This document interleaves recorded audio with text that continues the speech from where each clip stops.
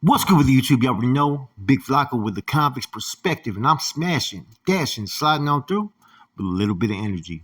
Please hit the like, subscribe, comment, do all those things to help support this channel, and hit that bell notification for future fire content. As you can tell right now, I'm going to be dropping a banger on you guys right now, man, and something that occurred many years ago, but really set the course for what was going on between the state and the feds as far as the internal conflict.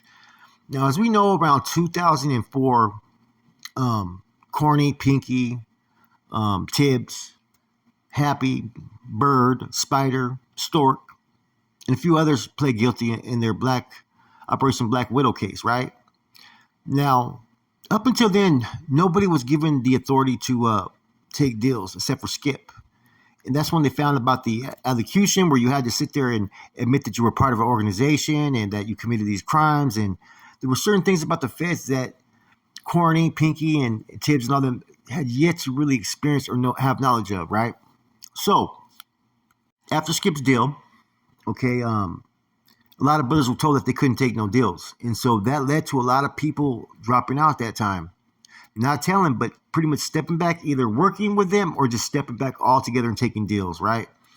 Now, those that rode with them this whole time, Pinky and Tibbs and Corny elected to allow everybody to plead guilty in order to give those dudes a chance to get home. That's why Spider, that's why Bird, that's why all of them were able to get out around 2009, 2000, whatever it was, 10. They were released, okay? Now, at that time, as we already know, people were sent to different locations. Some were sent to mediums, FCIs. Some were sent straight to AdMax. They were all sent to different locations, right? Communication was really an issue, okay? Now, the moment these guys were no longer sitting there in Santa Rita or Glen Dwyer jail, right? Directives immediately came out, okay? Now, some of those directives were coming from Chuco, who was already up there with Stork and Stork and Conejo and DC, pretty much creating their own fucking mess out, right? Now, the first directives to come out, right, and this was Chuco was the main one that put this out there. And this caused a lot of friction, not only with the brothers that were in the Bay, but later on with the fellas that were from the feds. Chuco sent directives that the fellas in the feds that were going on Operation Black Widow were still in good standings, but they had no authority in California, and that they were to go over to the feds and reestablish things, and that everybody was to cease any communication with them. Now, first off, right, this didn't sit too well with a lot of the carnales that were more seasoned, that had been one for a long time. They were wondering why is Chuco trying to implement this order or this directive so quickly after these guys left? If DC was supposed to be left in charge, basically, as the liaison to California, basically as a general in the state of California, why is he just starting to impose his will? Why are these directives being sent out? It almost looked like, in a lot of people's eyes, like it was done kind of cowardly, because he wasn't doing that when they were in Santa Rita or Glen Dwyer. But as soon as they left, he seized the opportunity to, assert himself into a position up there in the Bay. Now, in addition to this, people were questioning, him asserting himself in a general position, because to be a general, right, you have to have killed for the NF. Not just have a killing, but it has to be on behalf of the NF. And being a driver isn't going to cut it. Now, there's some stuff that, I personally know of that Chuco was allegedly involved in that would pretty much assert him having the qualifications to hold a general position, but that's neither here nor there we need to talk about. But a lot of brothers didn't know all that. In any event, though, there was a lot of rumblings about how he went about it. Now, the language that was being used was to no contact with these fellas in the feds. Now, Chuco later on tried to square this away by saying, I didn't want to add to the confusion, it would be easier for us just to maintain what we have going on in the Bay and focus on restructuring here because this is where we're at. That's all the stuff he was talking about, right? But in the more seasoned Familiano's eyes, there was a few that looked at this a little bit differently. Now, they didn't really speak out on it at first or even really at all. But what they were thinking was, these guys are going into the feds. The feds had yet to be established. It was a very different type of program. They're going into uncharted waters, right? They're going to need the assistance, whatever the state can do for them financially or on any level. The state should have been there to sit there and supply that, whatever it may be, because, this is the former leadership, in a lot of these guys' eyes. In some guys' eyes, it was still the current leadership. So how are you going to turn your back on them as they go to the feds not knowing what the fuck to expect? And basically, with Chuco, that was utilizing that as a control mechanism, right, to safeguard his position. Because without having any contact with those fellas, right, you can't sit there and disrupt what he had it planned in motion with Stork and with Conejo and with DC. The wheels were already moving. So the less contact they had with the fellas that were going to the feds, the less resistance they would get.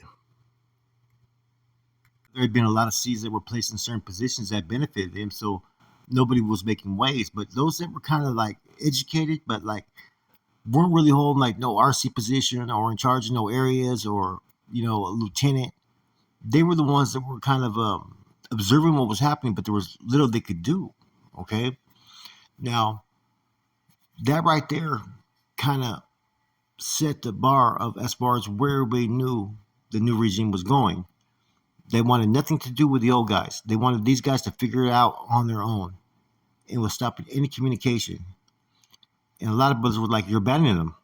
These guys don't know what they're stepping into. If anything, they're going to need the support of the state to get things going with any type of resources or whatever they could give them, right?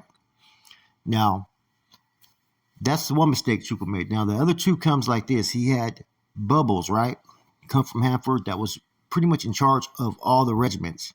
He was supposed to start regiments slowly in different areas and then start to get other areas to report to him. As we know, he eventually got indicted real quick. But upon that, some of the directives that Chuco was sending out is they wanted all the money to be put in one basket.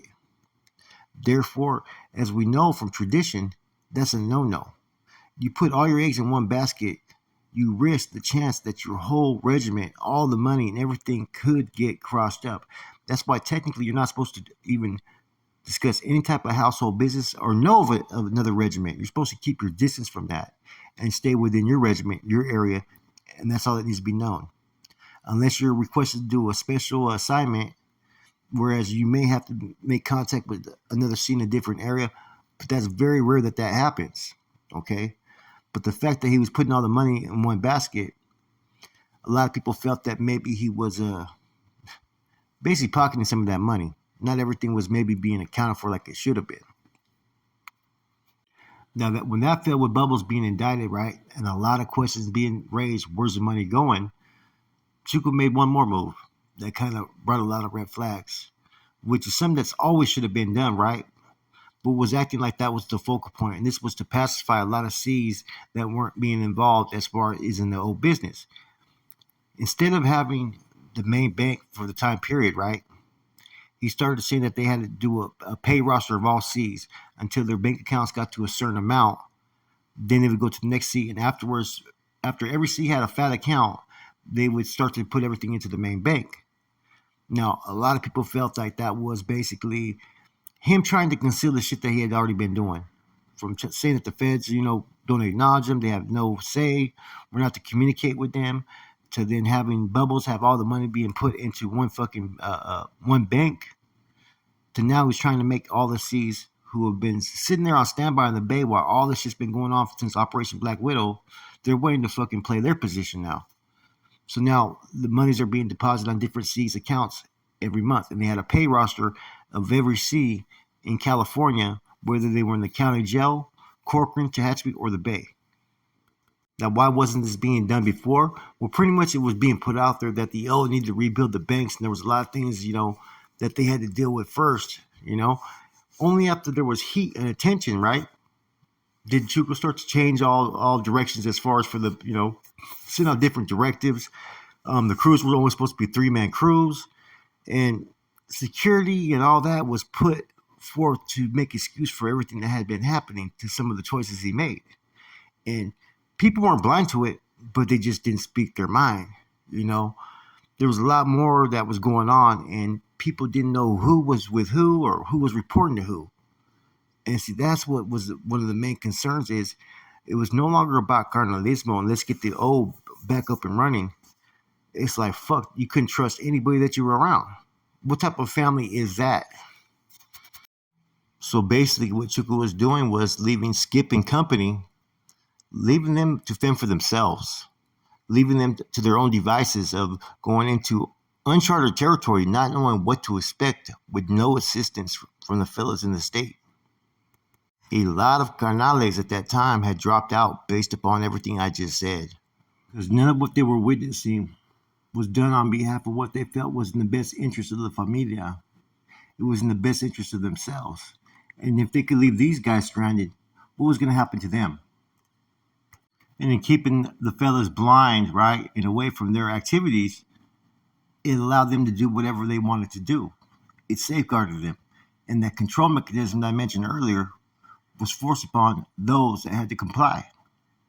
And that's where you started to see a recruitment frenzy of individuals that were recruited based upon their ideologies of the familia.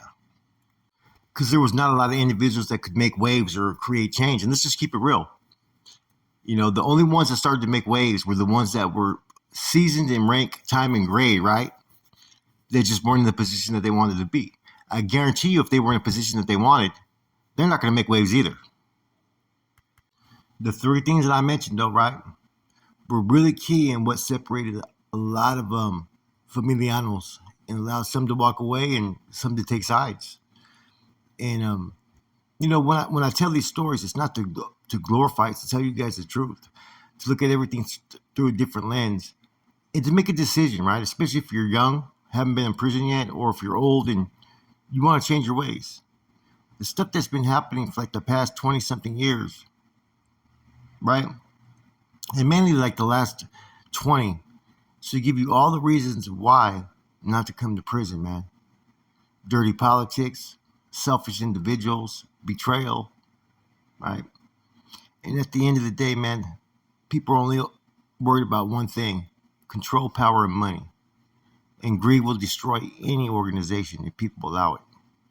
That's it, your boy Flacco. I'm gone.